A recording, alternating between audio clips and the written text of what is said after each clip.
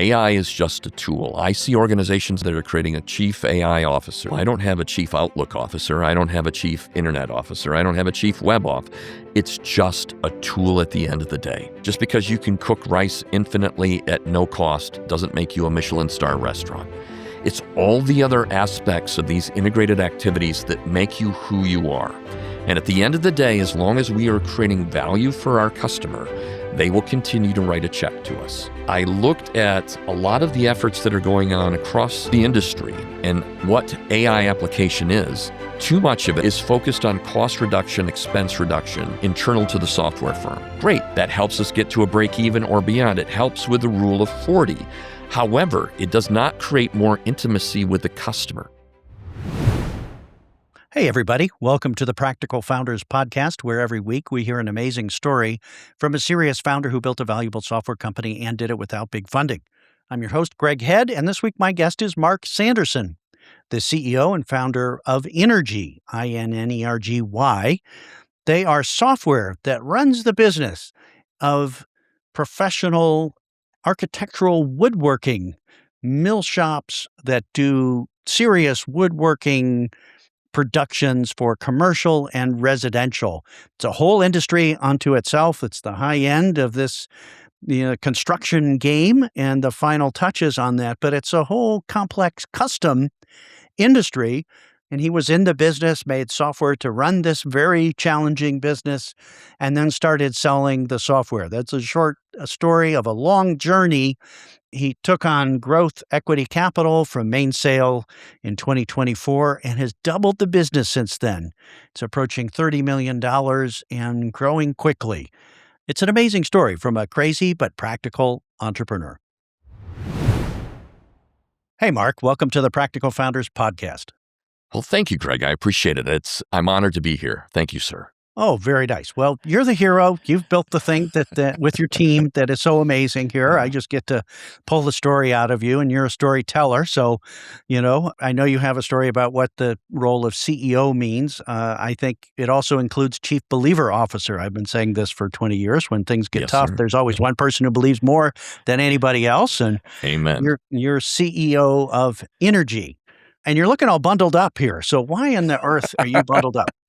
It is spring. I happen to be in Minnesota, so it's 40 degrees out right now, and I'm looking at the Mississippi, enjoying being inside as opposed to outdoors. So yes. And is that where INNERGY is based? And some employees there? Oh, yeah. Great question. We are 100% remote, and in that, I have employees in Poland. I have employees here in the States, throughout North America, Australia, New Zealand, Oceania, and so we have a global footprint, but we don't have a headquarters. Okay. So then, for people who get to move around as much as they want, why are you in Minnesota? All places. Yeah, that's a great question. It's a beautiful place, but It is. Well, this kind of goes back to the story of, I'm a Michigander by birth. Grew up in the auto industry. That's where I'm from. Went off and got my MBA. And in that process, looked for a company to buy. And purchasing that company, it happened to be in Minnesota. Way back so when? that's what, yeah, please, Greg. Sorry. Yeah, no, that's great. Go ahead. That's amazing. So, this is just a little banner. We'll get the thing going here. So, no, I'm sorry about that because I wasn't sure if you wanted to go into a deep dive there and telling the whole story that's awesome. So sorry about that, my friend. And have you sold out of that previous company? Yes, we are no longer an owner of Wilkie Sanderson, the woodworking firm that we bought in 1997. We sold it a year ago to our employees. We started an ESOP, which is a really interesting financing vehicle, back in 2008, actually 2006, and just progressively over time, the employees started buying more and more of the shares. And last year, the last 55% that my wife and I owned, we ended up selling off to the employees. And so now it's 100% INNERGY. That keeps my daily calendar and schedule busy.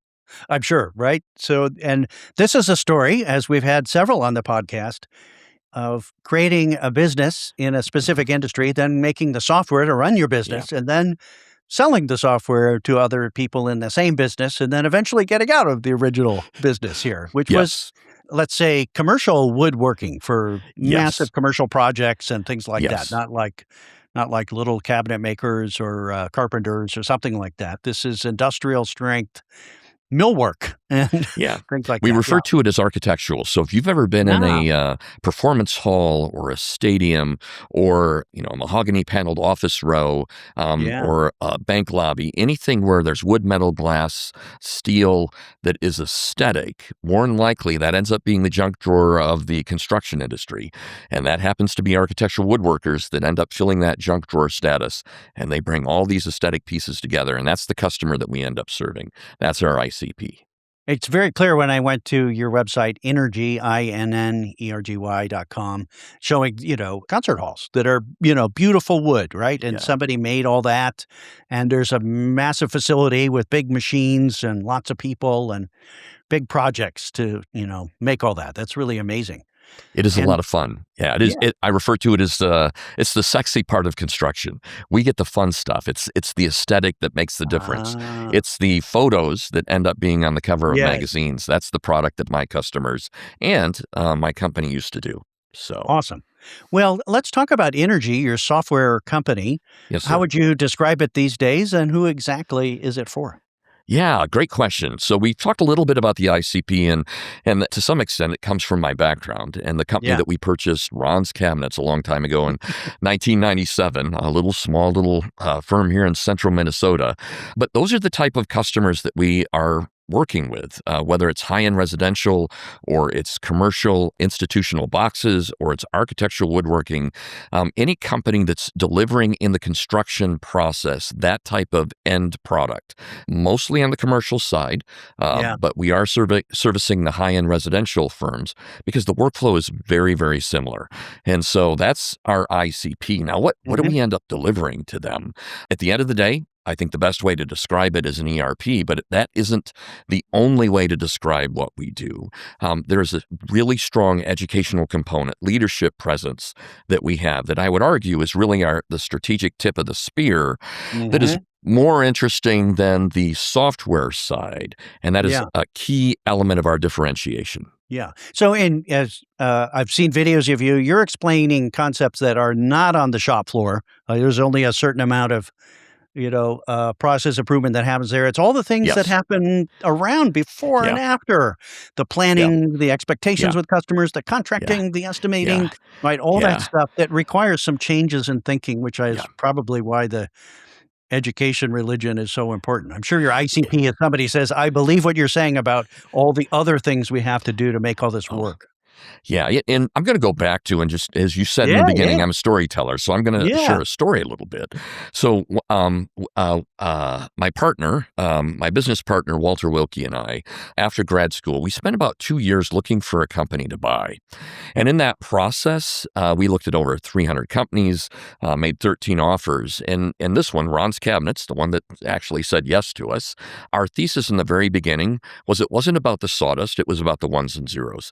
The industry that we bought into, the industry of Ron's Cabinets or architectural woodworking in general, woodworking kind of maybe more broadly, is less about the sawdust and it's more about preparation of the information. And that Yeah. thesis has served us extremely well since 1997. And that kind of drove us to the ERP that we have today. So that's kind of interesting. I mean, you talk about an employee selling your company to your employees. That's an Yes, sir. interesting way. We'll get into that. But you also were doing, let's say, the search fund game. Young Harvard kids looking for a company to buy and run. That's a pretty common. It's a little more common these days. So some It is. founders run into that. Somebody's Yeah. out there dialing and saying, "Hey, you want to sell your company? Let's talk." But you guys did that not in the software business, but in the woodworking business. Yeah, we did. And Yeah. so, and I think what I had said to you before is I didn't come from a family of means by any stretch of the imagination. Yeah. And so, but very young age, I'm like, I am going to do this entrepreneurial thing. I'm going to figure it out. We're going to end up pushing through some way, somehow.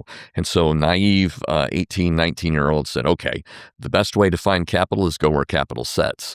And so let's figure out the MBA, and maybe in that journey, because MBA is also, it's about education, but it's more about networking, I would Mhm. argue. And in that process, and you've already mentioned it, I wasn't going to say it, but at Harvard, I ended up meeting a gentleman by the name of Walter Wilkie. And we ended up doing a paper in an entrepreneurial class. I wrote a paper on him, a case study Yeah. of his life. And after that was turned in, it was graduation year, the last 4 or 5 months. He calls me up and says, "Hey, Mark, I think I interviewed you more than you interviewed me for the paper. Here's $5 million. Let's go find a business for you to run." Yeah. So part of the plan was to help find that, have that impetus of entrepreneurship. How do I start? And how do Yeah. I find that capital? The analogy that I use is I put myself in the middle of the stream and tried to see as many of the salmon that were swimming by. And whether Walter caught one or I caught one, we'll see when the journey's over. But So that was your that's how. woodworking business, not your software business. But Yeah, it was. was Mr. Wilkie, was he involved in that woodworking business, or was he just the money backing? Well, no, Walter was an educator. Walter Yeah. was very much involved. So by the Wow. time I left Harvard, it took us about 2 years after graduation for us to finally get somebody to say yes. And so it was a full-time search process in that period of time. Actually, it was more like about 3 years. Yeah. Um, Yeah. Once we closed, I think I was like 27 or 28 years of age back in 1997. And so $6 million operation, kicking off a really fair cash flow, no debt. We didn't have any bank financing. Walter wrote the check on day one to do the sale or do the purchase. And honestly, and I know that a little bit of this is about financing the deal. Yeah. The angel investing deal that he proposed, he said, "Mark, here's the deal. I will write the check on day one. We'll get some bank. We'll take some of the cash back out. The banks are more excited about you when you don't need them."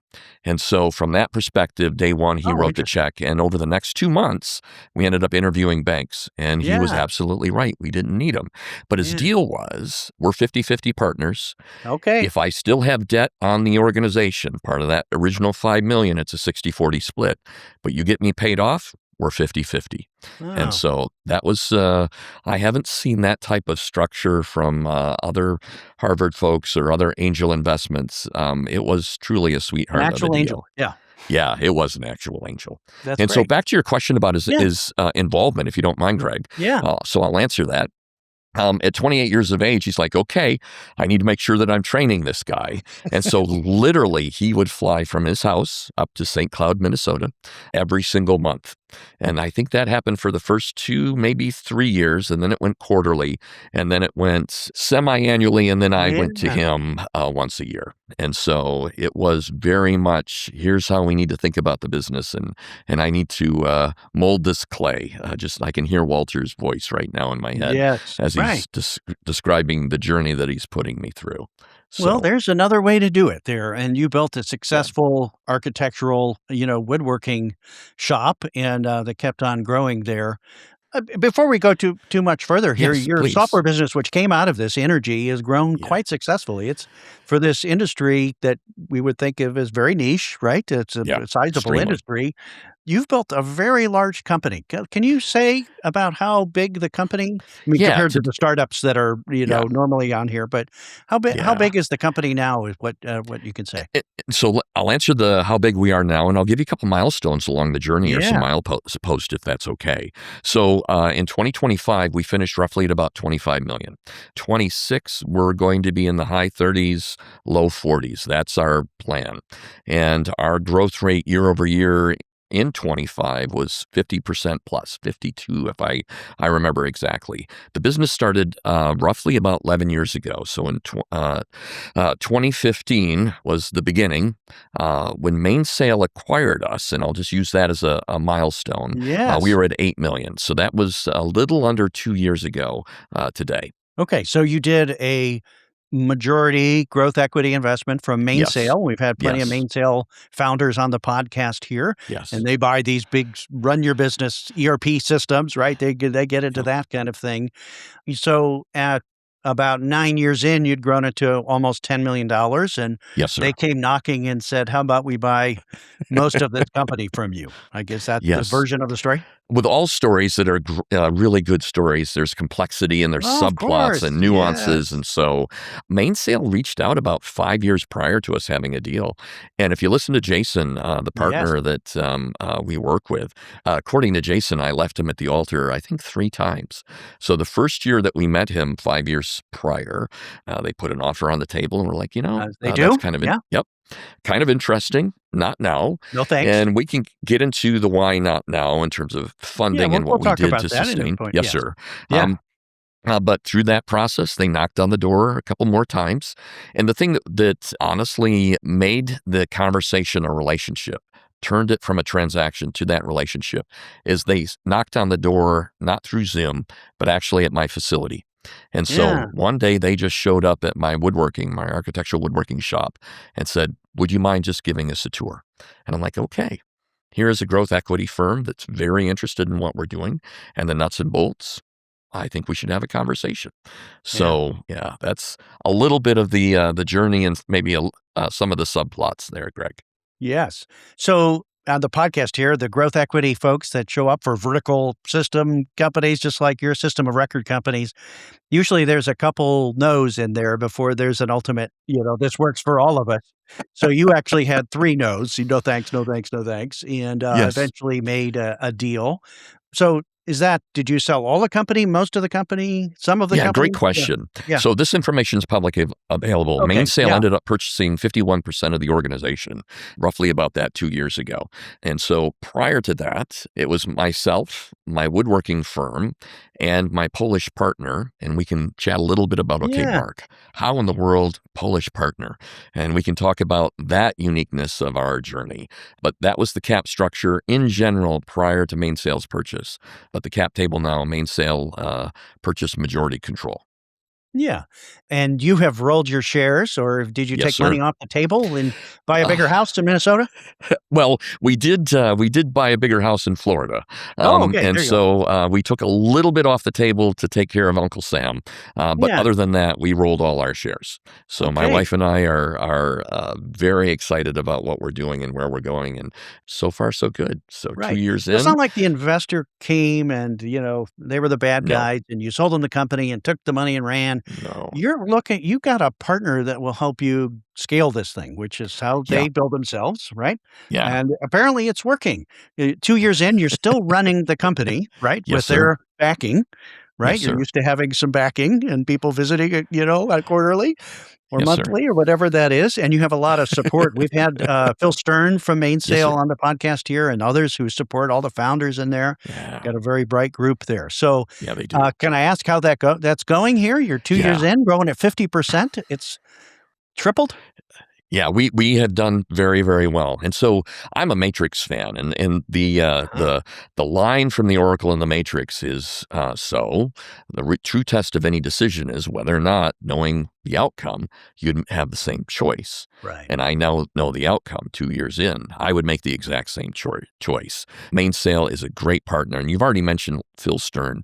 They Yeah. have a bench strength and a depth that I didn't see in other growth equity firms that is really strong. And that's why we came to the table. We didn't need cash at that point in time. We were, two Yeah, that's years right. ago, we were at break even. We were growing, now smaller, mind you, but Yeah. 72% over the Uh-huh. prior 3 year period per annum. And so between the woodworking shop, myself, and our Polish partner, we were funding our growth. What we were Yeah. looking for was something different. And PE firms, venture capital, everybody has cash. That's the commodity of that business. What ends up being interesting, at least from my seat on the bus, is how do we end up scaling? And honestly, you've already said it, Greg. I'm a woodworker. I'm a Harvard grad, but I haven't scaled an organization from Uh-huh. 10 to 100, and that's where we're headed. And so you need to surround yourself with people along the way. And in your opening, you talked about CEO being kind of weird or interesting for Mhm. me. The E in that represents environmentalist. And so part of that is how do I make sure that the environment around us, you talked about my team, Yeah. that's part of our success. Mainsail, we got to have the right players to make sure that this journey is successful and scalable. That's what we were looking for, is not necessarily cash, but they helped get our cap table put into the right position. This podcast is sponsored by Fullscale. Fullscale gives you dedicated senior engineers in the Philippines who are vetted, employed, and supported by Fullscale. They integrate directly with your team so you can move fast and scale in days, not months. They have over 300 active engineers with a 95% retention rate who are trusted by companies across SaaS, fintech, healthcare, and enterprise. Fullscale founder Matt Watson joined us twice on this podcast to talk about his previous practical SaaS founder exits and how AI is changing product development right now. Head to fullscale.io/product-driven for a free copy of his best-selling book, Product Driven, with practical strategies to stop wasting dev cycles and build products customers actually love. Now back to the show. And one thing that's unique about Mainsail compared to other growth equity firms, many of them or most of them, is they have an ICP, and that is vertical system of record companies. The run your business, sticky, hard, complicated, multifaceted software Yes, sir. that, in these niche industries that it can get up to 25 million and still grow 50% a year. Isn't that amazing? Yeah. And they got a whole lineup of people, Phil and others, who help across all the Yes. functions of a business from development. I know they're deep on AI, helping all their companies get leverage from all of that, finance and systems and all the rest of that stuff that's new to the game here in scale. Well, that's amazing here. You've got a smile on your face. You're still having fun, right? Oh, Despite I'm having having a lot of fun. investors and you're away from the shop floor and all that Yeah, stuff. but we've taken a very unique approach with our private equity, our growth equity partner. Our board meetings include my whole ELT, including the board. We end up, because I honestly argue strategy trumps some of the things that we're dealing with right now in terms of AI, the AI acceleration, the AI revolution that we're going through. And so I want to make sure that our growth equity partner, that we're educating in both directions.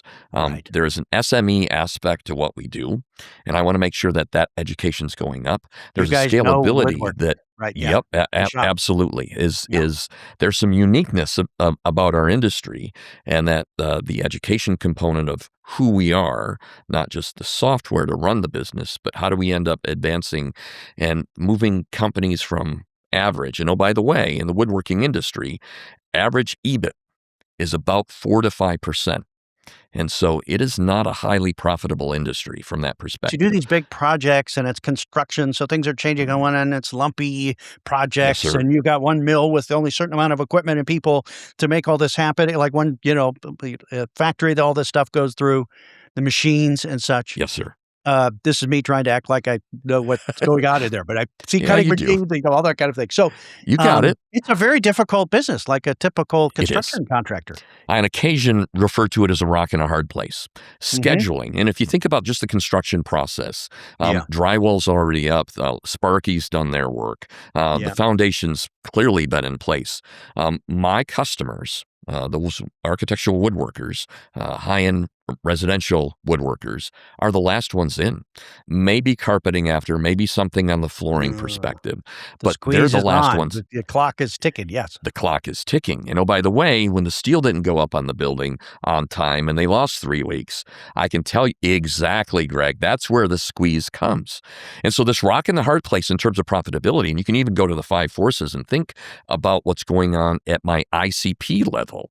And we can talk about how we've done that analysis, looked at my customer base and said, what can we do to make their life easier in terms of the ones and zeros, the education, the whole 9 yards, the whole value chain of what they're thinking about. Right. I would argue that's that intimacy that makes us unique in this industry, very candidly. But they get squeezed. And if they're getting squeezed in terms of schedule, delivery, and it's a custom product, they can't make this stuff and put it on a shelf and then wait for a sale. Literally, it's an engineer-to-order product that once you bid and get the work, now the engineering and the hard work happens. And you're absolutely right. All of that CNC equipment to make those once-in-a-lifetime parts, pieces, components, assemblies, never going to be done again. And so that's a squeeze that puts a incredible pressure on margin. So let's talk about your software. You Yes, say sir. ERP, enterprise resource planning, run your Yes. business software. But Yes. like does it start at the, Yeah. I don't know, the bids and the Yeah, estimating, great and why question. don't you take us through just Yeah. generally what your software touches and Yeah. The elevator pitch does everything for a woodworker except the accounting. And so let's be more yeah. specific. And so it is everything from the CRM and awareness of projects or opportunities, as we refer to them. What Mhm. could we bid? All the way through, okay, how do we put the proposal together and the estimate? Full takeoff system, the whole 9 yards, visual. So we're using the architectural drawings that are coming from a general contractor, again, whether it's residential or commercial, and dragging product on that's a smart product. So it has a full bill of material, full labor behind it. So it's simplifying the workflow into a drag and drop system.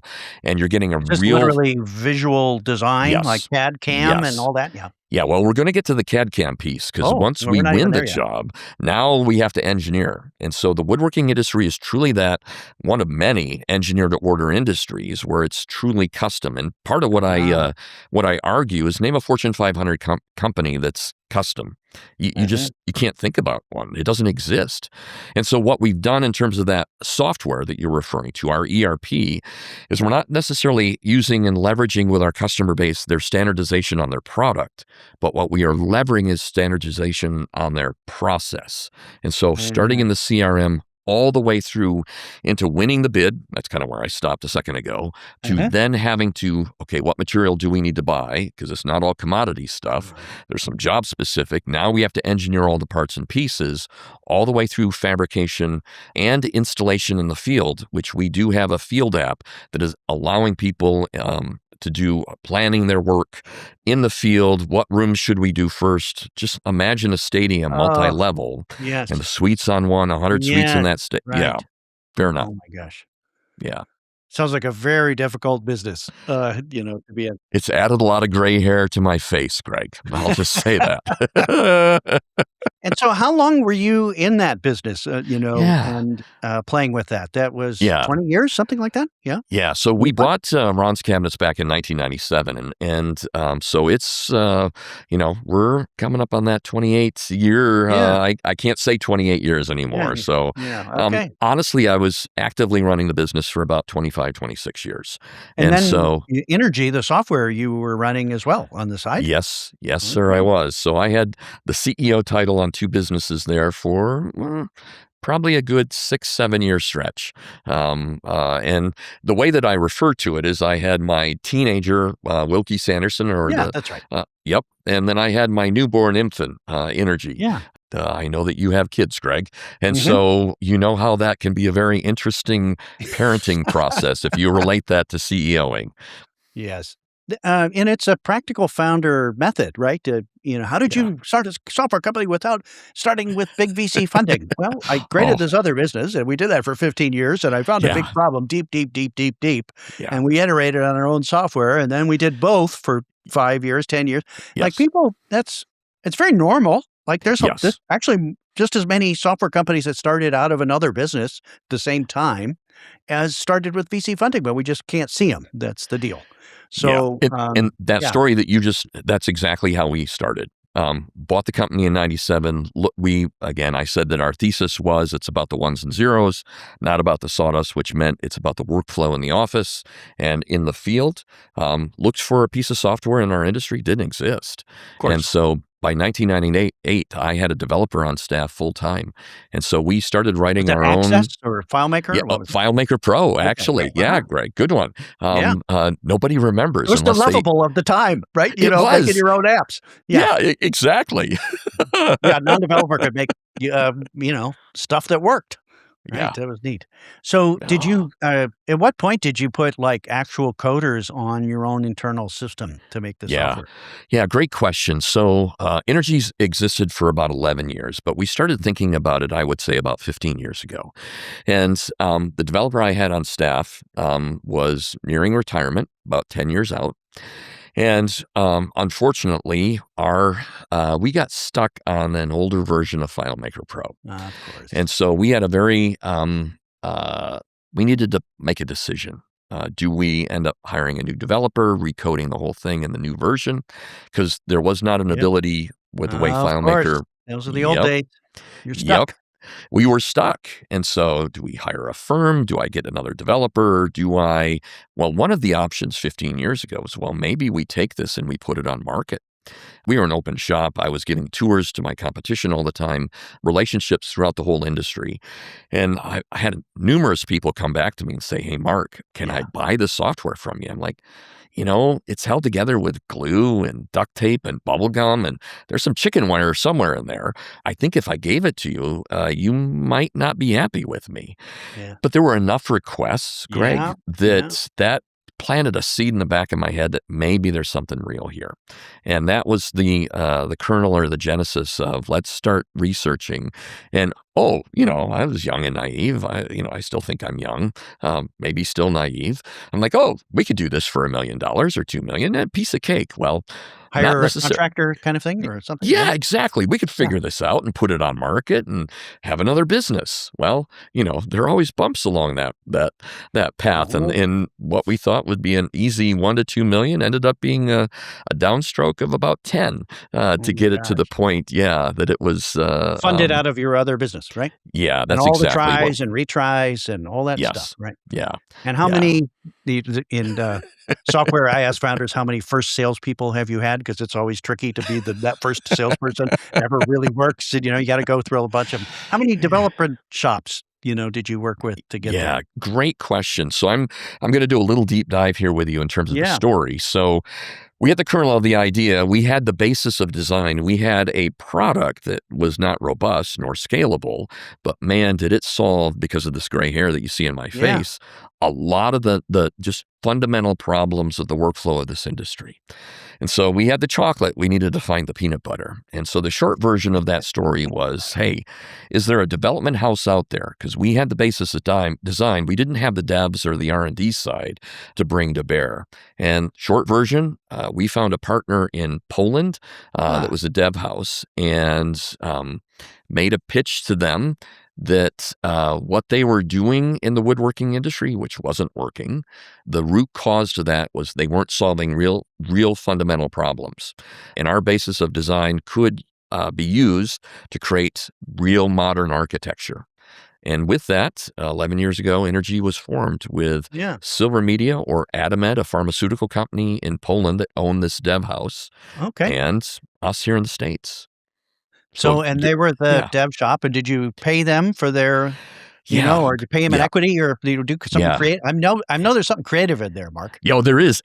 Absolutely, there was something creative. And so part of the 6-month process, and once they okay, this is a good idea, part of the process was, well, we're going to start the whole thing off with cash. And it's like, well, wait a minute. There's a basis of design here. And so a majority of that 6-month was, what is the value of the concepts that we're going to accelerate here and put in place? And so with that, majority of what was coming from the U.S. in terms of capital contribution was IP. We referred to it back at Wilkie, InfoCentral. That was the name of our software, our ERP system in FileMaker Pro. That then moved to INNERGY. And so the basis of design, the documentation, all the data came in, and my Polish partner brought in Adamed, brought in cash. And so there were other rounds after the developers. You brought in developers. Yes. Right. Yep. Yeah. And so the development resources were spent. They paid for them originally. And then honestly, on an annual basis, we settled up. Okay, this is how much the developers cost this year. Let's figure out what that split looks like, plus additional contribution, which included me being free as a CEO during that period of time. So that was one of the credits and debits in the capital account as we went. And so, yes, there was some creative accounting during this process, and it wasn't all just cash. Yeah. Yes. Imagine that was a flight to Krakow to go negotiate, arm wrestle, about that. I have been blessed, very candidly, Greg, that throughout my career, all the way back to meeting Walter Wilkie at Harvard in 1993, that I've been blessed with really good partners. Maybe Walter ended up teaching me that I'm going to give you a story, if that's okay. And you said in the beginning that I'm all about stories. When I decided to quit my job a little bit after grad school and do the angel search full time, we were doing it part time. Walter and I agreed on that. called Walter up and said, I got enough Visa, Discover Card, MasterCard power. I think I can last 6 or 7 months, and we can find a company in that period of time to buy. He's like, okay, you young punk, I don't think that you're I right. dare you. Yeah, exactly. And he said, tell you what's your burn rate? I gave him my number, and over the phone, in a handshake, the gentleman started sending me a check every month. And we didn't have documentation. We didn't have an Yeah. agreement that needed to be signed. It was that type of old school handshake relationship. And like I said, I've been blessed with my partners all along the way that that handshake has been a cornerstone to all my relationships. So, Awesome.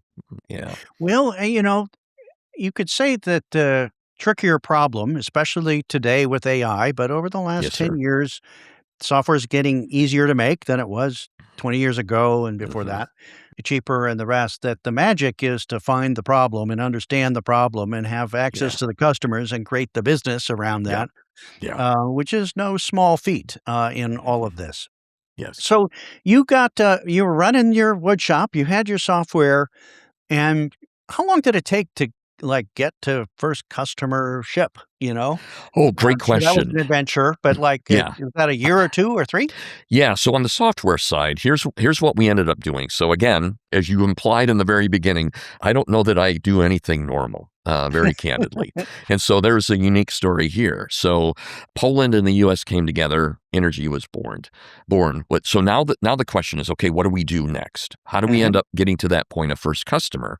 And so having social proof, and I'm going to say some sort of commitment from others in the industry. I had a good brand, personal brand. Wilkie had a Yes. great brand in the industry. But could we bring together a cluster of individuals, organizations, logos, for lack of a better description, that could get this off the ground? Because we didn't have a stitch of code, very Uh-huh. candidly.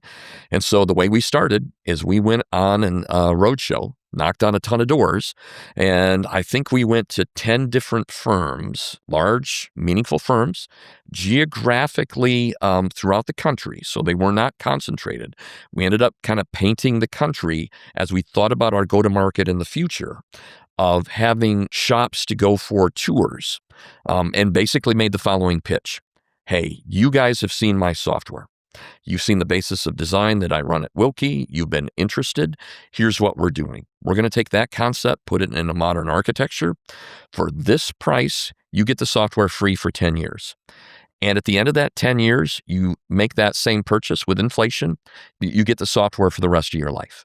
And so 6 of those 10 companies signed up and said, yep, I'm in. Great. So we raised over $1 million in the very beginning, had our not really social You proof raised because customers, which is a better way we to do it, right, did. yeah. Exactly. They put some cash into the business for nothing more than having access to the product. There was no equity sharing, anything along those lines, but they saw the proof of concept.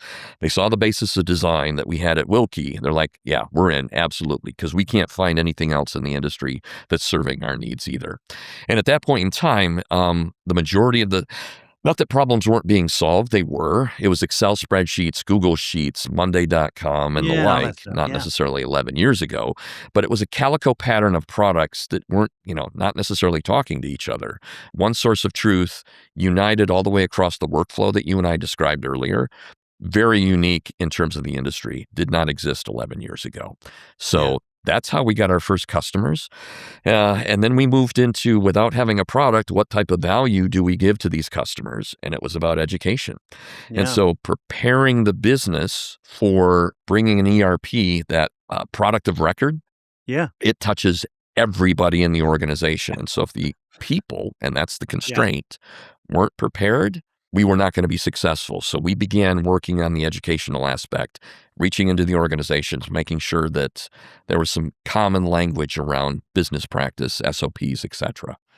Well, you say education, and I know you speak, and you have conferences, and Yes, sir. round tables, and got, tons of content, and there you are, preaching the gospel of the way to run your business that's outside of Gospel the according to software. Mark. Yes, Yes. right. No, Yeah. we evangelize, Yes, but we are. it sounds like a nice thing, nice to have, and it's something like that. But, like, if they didn't believe what you believe about how to run your business and what the steps are and what you need to do first before you do this, Mhm. then the software wasn't going to help. You had to change their belief Yeah. and their process and their Yeah. workflow and all that stuff and Yeah. get them kind of lined up. And I'm sure there was people that saw your software in your shop and said, "We want that software," and then you ask them 3 questions and you say, "You're not going to do the things that will make you successful with that," right? Yeah, and you're spot on, Greg. And so, if we developed a piece of software that did not reach the customer where they are at, and Ah, you're spot on. That's the key.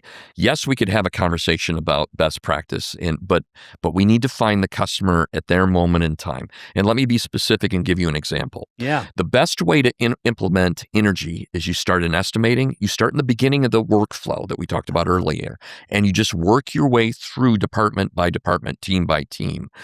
But no, in the woodworking industry, everybody wants to start in project management and skip the estimating step. And Oh, so we had to reach our customers where they wanted to begin, not where we wanted to begin, and design oh, the product for, I will argue, an imperfect a process. Yes. yes. And the customer thinks, I'll do this phrase for you. Every single time we were on the phone in the very beginning, Mark, you don't understand. We're a custom fabricator. You don't get who we are. And so, in that custom product mindset, everything about what they do is therefore custom. And so, the product, along with the education, had to be combined. It couldn't be just, here's the philosophy, and oh, by the way, if you don't do it, you're out. We needed to reach the customer where we found them and do some things to continue to reach into that customer and advance them to the point they're like, hey, some of that stuff that you said a couple years ago, yeah, I We're get ready it for now. it Would you now. We mind get it. Yeah. sharing with me best Yeah. practice? Because I don't think we do that. Very And so practical. yeah, there is this journey. This would be a lot easier without people, but that's the key to it. We're putting software in place that touches everybody in the organization. And the issue is not the product. My competitors have products that work. My competitors have software that works. Most ERPs work. The Yeah. question is, how do we get change management into the organization? And we get this engaged and through people. That's the key difference, I would argue, from a strategic standpoint of how we approach this industry to get to a 95% retention rate.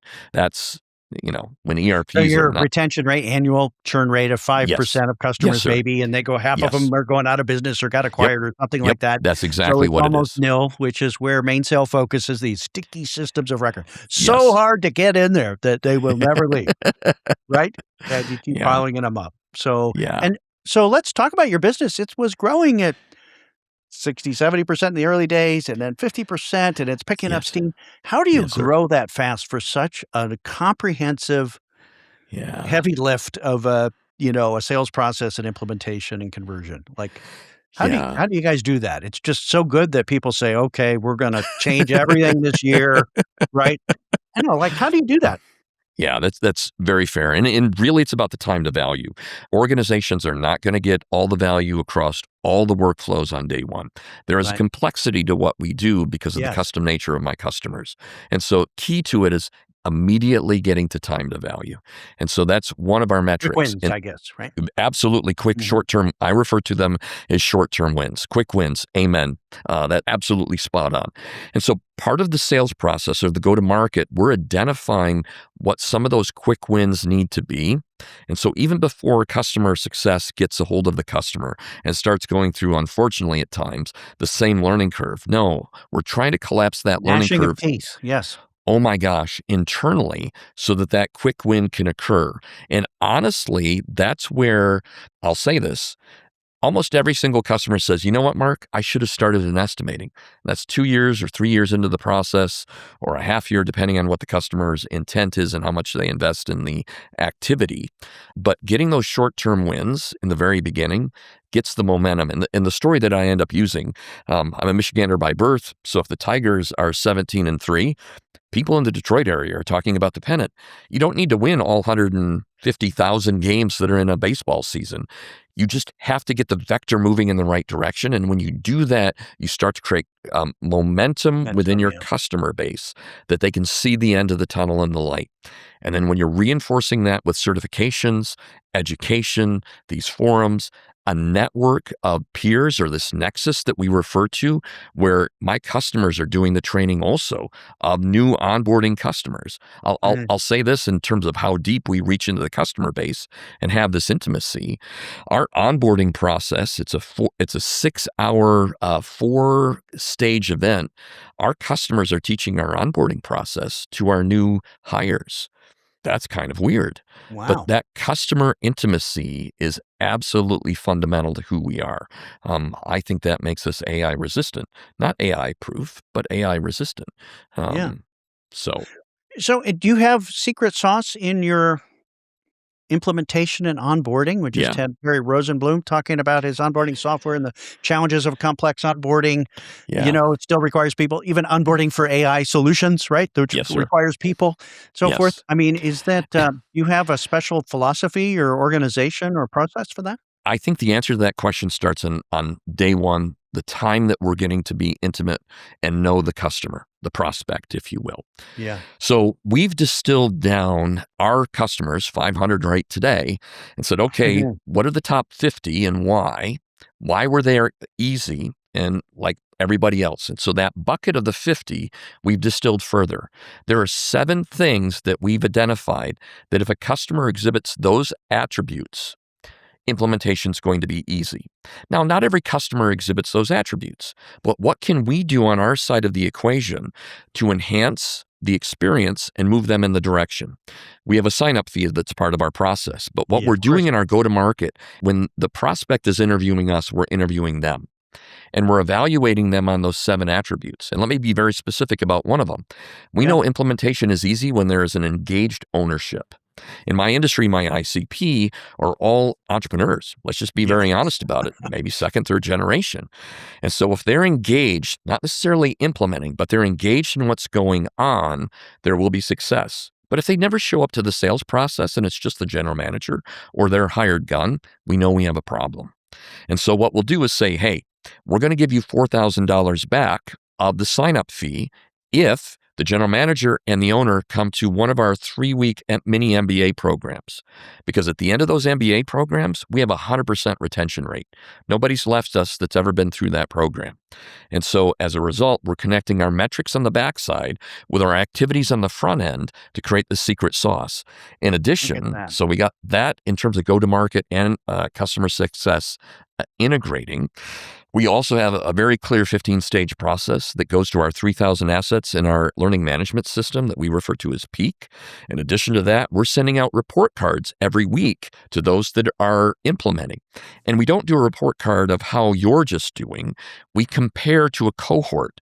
What we find is woodworkers are highly competitive. And if you give the information to the CEO and say, oh, by the way, Greg, you happen to be behind, you're not pulling your weight, and you're a laggard. We never say it that way, but we give them the information to come to that conclusion if they are in fact behind. We notice that there is an increase of Yeah. activity. Yeah, no one wants to It's be all behind about the the curve. people. Everyone in Minnesota wants to be above average. If you just go back That's right. to, yep. Big Garrison Keeler, So, yeah. so there's an integrated set of activities all the way through in our workflow that begins in the beginning, from the time that we meet them, to make sure that customer success and that onboarding on a very difficult system, ERP, they're all difficult, ends Yeah. up having a high success rate. Awesome. Well, I know there was some growth challenges Yes, and sir. some bumps and bruises and some exciting times, but it sounds like All right, hang on. what Can I you just just take a? described about onboarding is a very practical approach. There's a lot of people who have a deep alternative philosophy about their industry that really Mm, works, that are unsuccessful converting people to their philosophy, or giving an inch when they say, "We wanna do it the old way," right? And yeah, you had a meet them where they are kind of philosophy that yeah. got you through this. It was a very practical kind of approach for, such a deep, type of solution. What were some other challenges that you faced on the way to getting this up towards 10,000,000 in revenue? Well, that's a great question. And so I think one of those moments where my customers shook me and said, Mark, you're not doing it the right way, was Crucifixion Sunday. And Mm, Greg, we name our crucibles, we name our failures at Energy. mm, And the reason, one, we got through them. And so there are Hey. opportunities for the organization, especially at the pace of 50 to 70% growth rate, for us to leverage the DNA that got us to this point in time. There are certain things that are going to remain in our DNA when we're 70 to 100 million, that were the same part of who we are when we were 4, 5, and 10 million. And so we name our crucibles, we name these problems, we name those moments where we may not have survived. And one of them was Crucifixion Sunday. And so in the very beginning, just about a year and a half after we started, we missed some deadlines in terms of some code and getting value to our early adopters, who, by the way, at that point in time, were on a 30-month payment plan. And so this million plus that we talked about was getting paid to us over a 30-month period of time.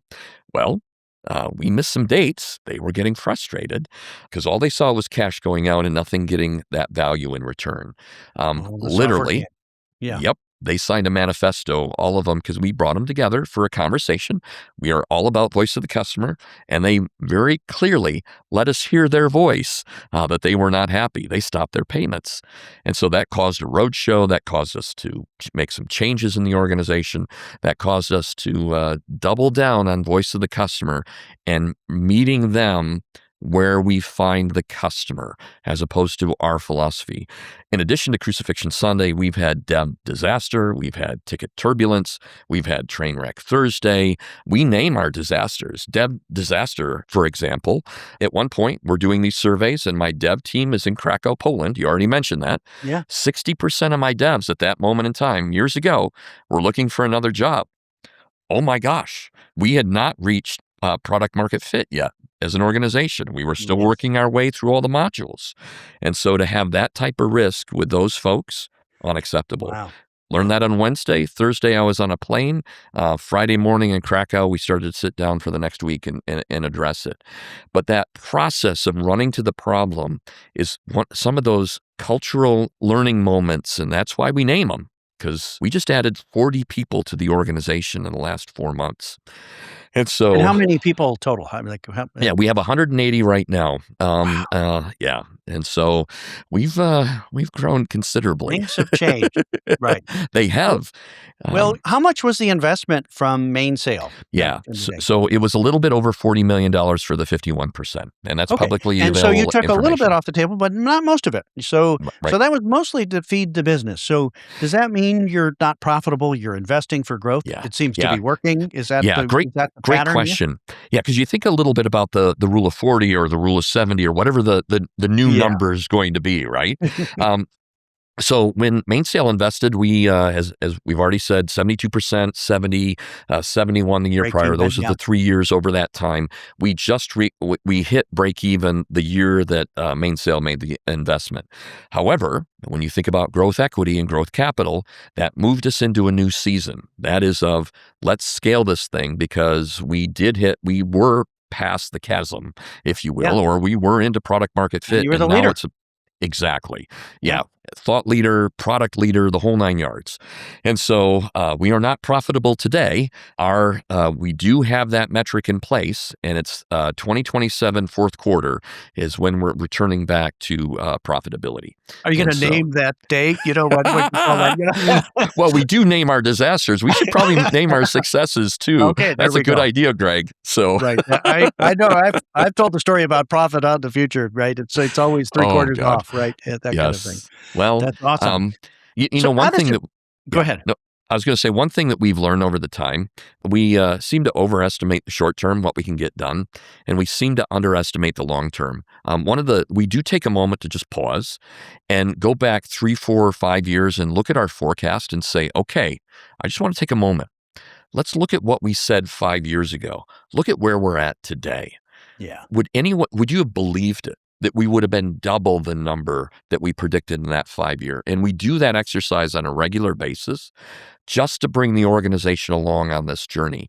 Because you do get people that are doubters, like, well, you know what? You know what they're called? They're called normal people.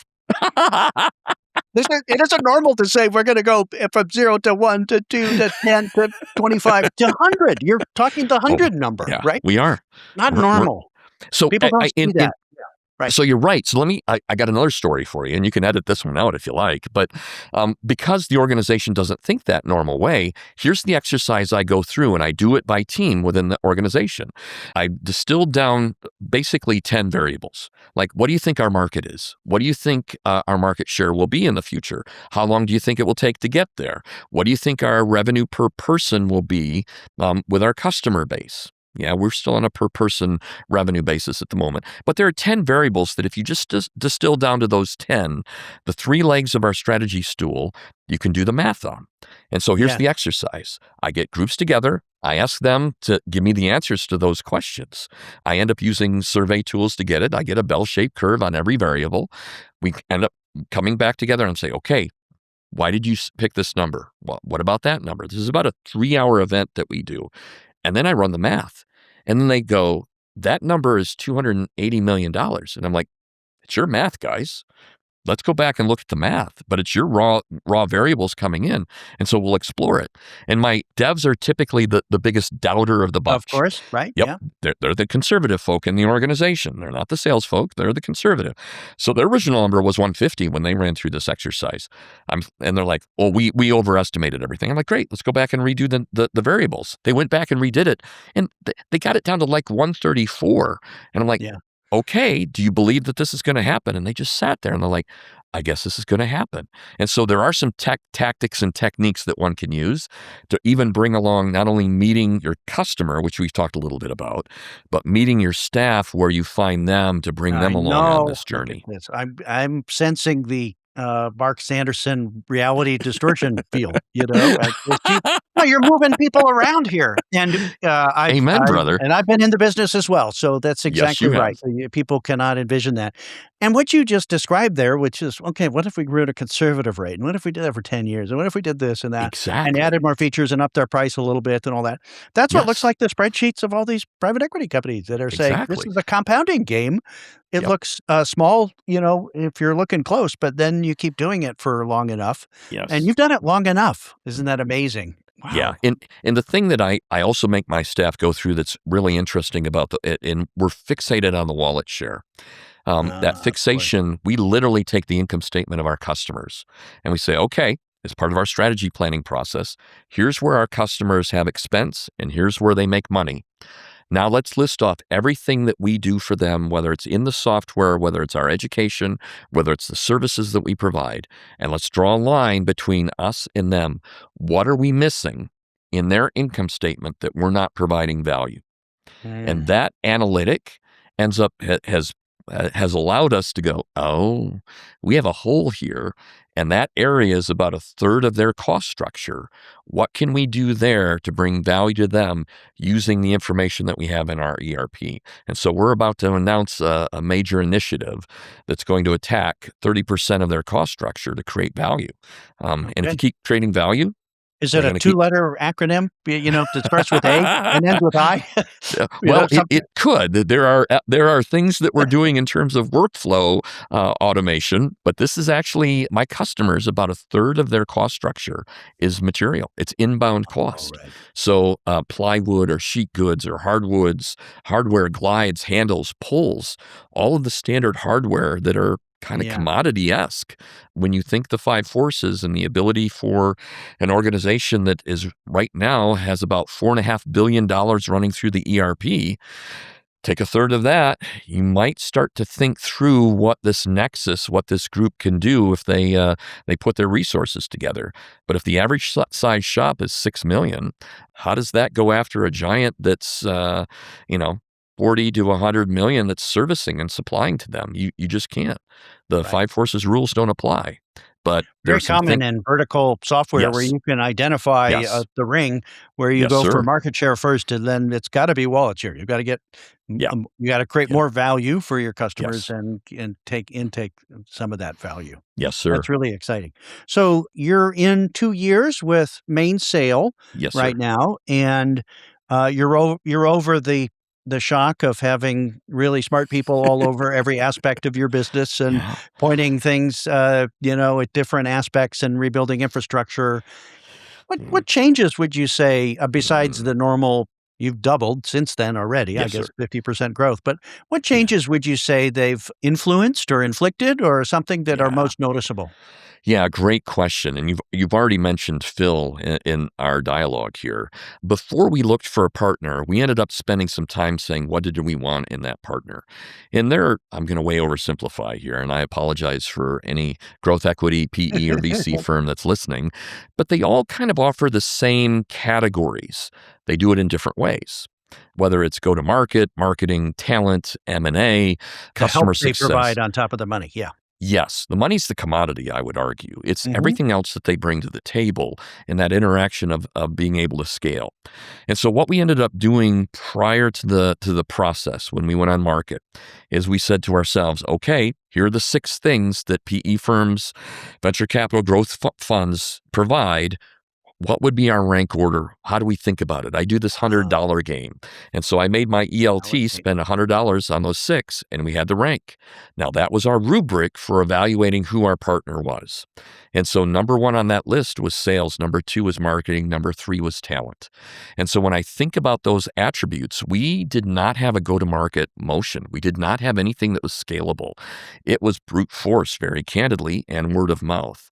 And so there were no BDRs, SDRs, it was literally word of mouth and salespeople kind of knocking on friends of friends' doors that got us to that 8 to 9 million range. Not sustainable. We yeah. needed help in terms of that front end, and that's what we got. And so I highly applaud what Mainsail's been able to do for us. We've had, as of this moment in time, 5 quarters in a row beating our goal. Wow. And so, yeah, yeah, we're having fun. We're That having works a for lot of fun. investment partners. It doesn't work the other way around usually, so that's amazing. Mark, can I ask you here, you've had a Yes, sir. successful run with Mainsail here Yes, and, sir. still got a smile on your face. What would you say to founders that have vertical software and it's growing and they're approaching 10 million and trying to be less scrappy and more scalable and knowing it's a challenge when they get Yeah, the door knocking and the conversations or the offers from growth equity? What yeah, would you recommend to them to think yeah, about, and consider, just like your software, to think before you yeah, implement, about estimating first or something? yeah, What are the lessons you would say that, you would recommend to those yeah. considering growth equity? Great question. The best way that I think about it, I gave some advice to an individual the other day, is this relationship is a marriage. Yep. And if you approach it in terms of how you approached your spouse, I think you're going to be well served. I used an example already about how I made the ELT rank order what we need. Here's what else we did in that process. And it is, how do you end up doing the due diligence back into the PE firm Right. because they're doing due diligence on you? It is that due diligence in the other direction can, you know, there's some medical procedures one could probably refer to. Yeah, but Yes. but we need to do the due diligence the other direction. And let me give you 2 examples. We did a couple more, but I'll give you 2 stories towards this end. Number 1, when we got to the final 4 candidates, I made everyone on the ELT spend at least 4 hours with each of the 4 candidates, 16 total. Ah. And they get to choose, it was their choice, how and why, but they needed to have that type of intimacy and connection Wow. with everybody before we got to Your the whole point of leadership team, right, yeah. Yep, the whole leadership team. So that was number 1. The second thing that we did is we ended up doing a case study with the final 4. So we have this CAD/CAM product that we were coming out with, our own, we call it design, but we were struggling with how to think about the pricing and packaging. And so what we did is we said, okay, the final 4 candidates, we're going to give you each of you 2 meetings. First one, we're going to give you the information we think you need and let you ask all the questions in the world. And then the second one, you're going to tell us what you think. You're going to give us your feedback. And so we did that with all 4. It is very telling what you find in that process. One of the firms, I'll be very candid, came back and said, I know that, Mark, that was the exercise you asked. You wanted us to look at your CAD/CAM product, but really what we spent our time on was your education piece. And given how important that is to your customer base, we think that needs to go a la carte, and you need to make that separate, not part of your package, and so on. Literally within about 5 minutes after they started their presentation, I knew that they were out of the running. And so prior to that, they were number too, just in terms of conversation and how they presented. Finding those details and seeing how people work, that would be my suggestion. Think about this as a marriage. You got to make sure that you're doing your dates and that you're having those conversations to make sure you found the right partner that matches to your organization. And you did some real work test runs, right? We did. It's, often we consult with people, before we hire them, try Yes. before you buy. So Yep. you got some free consulting, of course, about your We did. pricing and all of that. Um, yeah, that's great. So thanks for that advice. And I guess you had a belief that there was enough growth in this business, Oh, there it that is. your product worked, that you and the leadership team could work with serious, intense Mhm. partners who just put Yeah. almost $50 million into your business. You Yes. guys were ready for it. Did you know you were ready for an industrial strength partner? Well, yes, because I had made a mistake. And when I made a And mistake, there's tons of zeros after it. 11 years ago, we started this partnership as 50-50. And what that does at the end of the day is it creates a situation, whoever says no wins. yeah, Yeah. And so we needed to have a better, I'll say, board governance conversation and of an organization that's been there, done that. We needed that voice in the room very candidly. I knew that the business was ready. Whether the organization was ready, there's always the scalability that comes from a people yeah, standpoint. I have one board yeah, member that his comment is, you know, today's A players are next year's Bs. There is this aspect of scalability that you have to address. But I also know that if we didn't do something, we were going to tap out. Our processes, our systems, our thinking was good to get us to 10, was not going to get us to 50. And so we needed a partner that's been there, done that. So it's better for the investor to have 51% and have a Oh, clear oh my gosh. governance, a decider, Yeah. right, than to be in limbo and say no to most things if one, Yeah. there's a vote. Let's just make it personal here for a second. Owning half of an $8 million organization that doesn't have any growth year over year or nothing that gets anybody's attention is not even close to end up having a smaller piece of a much larger pie. And so part of it is, and I say this to other entrepreneurs all the time, you don't take percentage to the bank. What you take to the bank is dollars. Yeah, That's the deposit slip. It's not a percentage number. It has a dollar sign in front of it. And so many of us as an entrepreneur get attached to the control aspect, the governance yeah, aspect, the percentage aspect, and that's the wrong metric to be thinking about. If you believe in your child, if you yeah, believe in what you've created as an organization and the value that you're bringing to your customer base, as a father, you need to give your daughter away. That you can still be engaged and involved in her life, but it doesn't mean that they're done. It just means that that season is now occurring. And, grandkids result, a whole host of sweet things develop. Same thing with a business, if we think about that analogy. yeah. So, Well, that's the first time somebody's used the bigger pie, a smaller slice of a bigger pie against me on the Practical Powder podcast, because usually I say that is the argument that investors use, and it usually doesn't work because the pie goes away because we didn't hit our oh, numbers, right? But you well, had enough belief that there was a bigger pie that you were willing to place that bet on your yeah, terms and yeah, get the ROI for you in this game yes, here. So yes, yeah, really interesting stuff. So where does this take you, Mark? You've got investors who yes, eventually want to make their money and sell the company yeah, when it's bigger and more valuable. yeah. Uh, is there a clock ticking, and are you going to Well, keep running it? What's Well, the plan? I'll take the second question. Okay. The first one, clock ticking. There's always a clock ticking. Yes. Every fund, yeah, Greg, you know that one. Your Yeah. audience knows that one. There is a Yeah. clock. But I'll address the second one first. Philosophically, I think every CEO has a shelf life. We all Yeah. have expiration dates that are attached to us. Clearly, on day one, I said to Mainsail, if my expiration date starts to shine, you just have to tell me and I will get out of the way. I will make sure that we do the right thing for the business. And so I serve at the pleasure of Mainsail, my majority shareholder, and the Wow. board. And so far, they're okay with this carpenter running this soon to be $40 million business that's growing pretty significantly. So they seem to be happy with what we're doing. Do you Um, imagine running it after the next No, actually not. Term, yeah. So being very candid about that, I am 58 years of age. I'm on my third cancer.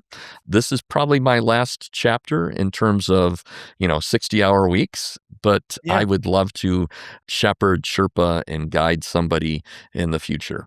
It sounds like you're on track, right? The growth rate We solves are. everything. And just to talk about it here, is Yes, sir. AI helping you or creating Oh, headwinds or yeah. yeah, Great question. yeah. With what just happened December of 2025 with Claude and the Yes. revolution, everyone got a little nervous, I will say. I wrote a white paper here recently and shared it within Mainsail, and I still argue this. AI is not strategy, and strategy trumps Mhm. AI. AI is just a tool. I see organizations out there that are creating a chief AI officer. I see organizations that are indexing just on this tool. Well, I don't have a chief Outlook officer. I don't have a chief internet officer. I don't have a chief web off. It's just a tool at the end of the day. And when I think about, and this is going to be a trite saying, and I'm so sorry, it's out there, people have said it, just because you can cook rice infinitely at no cost doesn't make you a Michelin star restaurant. It's all the other aspects of these integrated activities that make you who you are. And at the end of the day, as long as we are creating value for our customer, they will continue to write a check to us. And so if we keep our focus on that value creation, even in the realm of AI, and Mhm. so there are tons of work that's going on in terms of AI this, AI that. Yeah. And we made we did a little continuum rubric here recently, and I looked at a lot of the efforts that are going on across the industry and what AI application is. Too much of it, I would argue, a fair amount of it is focused on cost reduction, expense reduction within internal to the software firm. Great. That's good. That helps us get to a break even or beyond. It helps with Yeah. the Uh-huh. rule of 40. However, it does not create more intimacy with the customer. And as you said earlier, we are the software of record, and it's hard to leave. I think in the world of AI, the standard of difficult to leave is no longer applicable. I think it needs to be it's irrational to leave. Irrationality in terms of the customer saying that word is an economic benefit. And if we focus on the economic benefit, no, by the way, we're going to use the AI tools to collapse workflows. We have a proof of concept right now that takes one workflow that's 45 minutes in length down to about 6 minutes. And so now the question becomes, and this is always the hard part, with every technological advance that has occurred, humans have always been the constraint. And so this goes back to our other conversation. How do we bring that to bear within the industry that we serve for adoption, profitable adoption for us and for them in a way that's right? And so, yes, we are investing heavily in AI. We're having some fun with AI. I'm forcing the organization to do AI that touches the customer as opposed to AI that is expense or efficiency or Yeah. internally focused. That we can do later, but let's get ahead on the market side, advance from a strategic standpoint, creating that value for our customer base. That's really exciting. Here we go. Practical AI, right? And you don't need I hope another so. round of funding to take advantage of it, right? Oh, no, not at all. Yeah. Very exciting. And I know the folks at Mainsail, that's one of their specialties too, is how do we Yes, help the yes, dozens of these ERP software companies, vertical ERPs, leverage AI to be more efficient, to create value for yes. their customers. I'm sure you're learning a lot from the other Oh, founders in we their portfolio. We are learning a W lot, and the AI labs at Mainsail, one of their value adds. Well, we got a couple projects in there right now in terms of their devs working our problem. So we have some extra resources trying to create some of that value for our customer base. That's awesome. Well, congratulations. What an exciting, Thank you. painful, long, practical, Oh yes. compounding journey it is, and Oh sometimes yes. it works is the message here, right? How about that? So Oh that's shoot. very exciting, to see you still going here with a passion for your Yeah. business and, still passionate with investors in there that Yeah. didn't come from where you came from. So very exciting, Yeah. Mark. Thanks for sharing your story on the podcast. One final question for you Yes, sir. here. What advice would you have for founders starting out? They're running a business, they see deep problems, they couldn't find any software. And now they're using AI to prototype something and maybe Mhm. build a little internal tool and maybe spread that around like we all did with spreadsheets and then, Access and FileMaker and the rest building, and no-code apps, I guess you'd say. What advice do you have for them that have a vision Yeah, of yeah. someday this could be a software company? Yeah, I'm going to use an equation that I think about on a regular basis when I chat with other founders or entrepreneurs or people, MBA students at Harvard, and it's a simple one for me.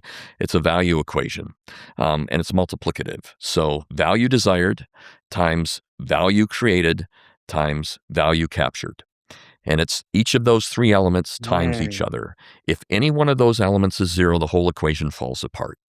And so if you as an entrepreneur focus on the value desired, what are your customers looking for? Whether it's an AI driven tool, AI solution, it doesn't matter. Creating that value for your customers, absolutely. So value desired, make sure that you're listening to and hearing that voice of the customer so that you understand that first element. Then you have to create it. Using the tools are out there, it makes us faster, easier. You can prototype a lot. You can get that interaction between those that desire and those that create and bring that together. But at the end of the To day, create if the we don't, actual value in the company. yes, Yeah, okay. yes, we end up doing Kaizen events at our customers to bring those Oh, two elements together. We fly our devs over from Poland and we will do a 5-city, 5-customer, week, 2-week long event, just having them live in the shops of our customers to get their voice into my devs' ears, especially in the right. age of AI and the speed of rapid Yeah. Yeah. prototyping. And it's working out really well to have my dev team be domain experts. Value desired, value created, value captured. Think about creatively on that last one. How do you end up extracting value in the equation, especially in each and every part of that growth curve?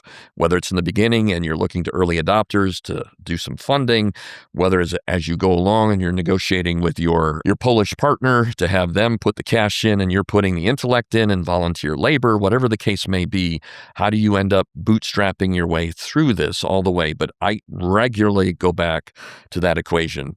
Value desired times value created times value captured has served me over the last 30 years really, really well. Well, you've got it down to the laws of nature here that aren't the tactics or any but no, like, yeah, that's right. AI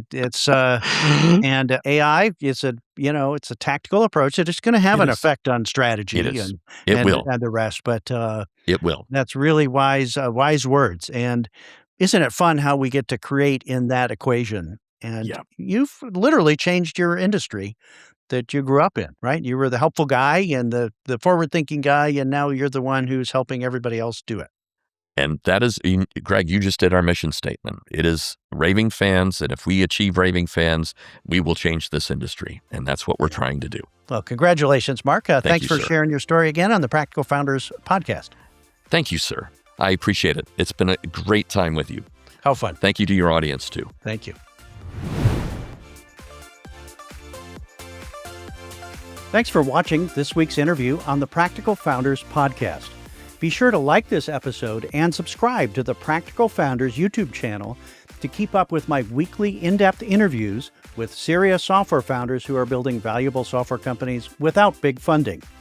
You can check out my blog, all the podcast episodes, and information about my Practical Founders CEO peer groups at practicalfounders.com, or message me on LinkedIn if you'd like to connect.